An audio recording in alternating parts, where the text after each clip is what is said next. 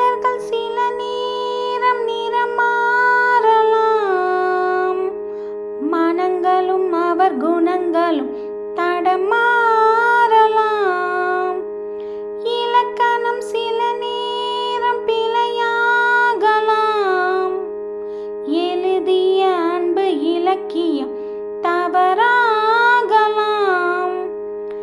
விரல்களை தாண்டி வளர்ந்ததைக் கண்டு நகங்களை நாமும் நறுக்குவதுண்டு.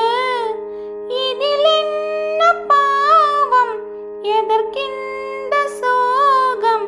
கிளியே நலம் வாழ என்னாலும் என் வாழ்த்துக்கள்.